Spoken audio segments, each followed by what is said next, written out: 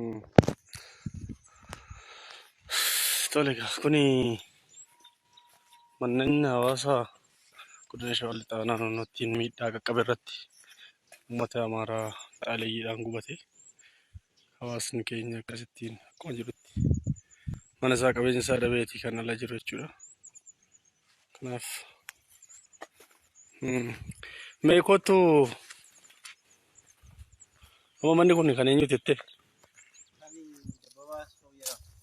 Dabbabaasuu.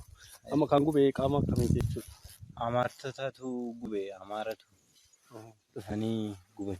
Warruma hidhatee Qaamuma hidhatee, Amaara hidhatee gurmaa'aniitu baay'ee nama gaddisiisa. Amma kanaaf wanni godhamaa jiru maal inni amma rakkoo kana qaqqabe kanaaf jechuudha. Mootummaan wanti inni akka deeggarsaatti hojjetaa jiru maal? mootummaan waan inni deeggare hin argine. Deeggarsa tokko godhe tokko illee hin qabu.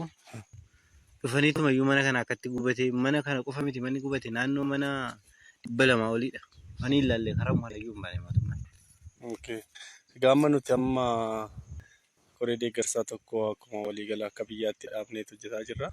Hawaasni keenya akkasitti miidhamuu isaa uummanni nuti akka baruuf wanna gabaabaa waan hojjetaa jirrudha. Kanaaf miidhamsati dhaammattuma inni qaamni mootummaa isin deeggare yoo jiraate qaamni biraa isin deeggare yoo jiraate.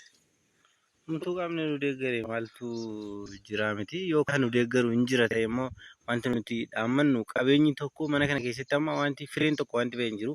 Midhaan illee akka goodaa dhadhaabee galetti gootaraan manni midhaanii walum faana gubatee hunduu goodaa jira namni illee ba'ee goodaa jira midhaan keessatti nama ajjeesu midhaan keessa bakka bulan illee hin qabanu.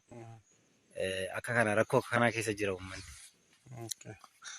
Egaa kana akkuma wantoota kana ragaadhumaaf kan qabannedha. Nutillee sodaa guddaa keessa darbineeti dookumentii kana fudhachuudhaaf bakka garaagaraa kan deemaa jirru.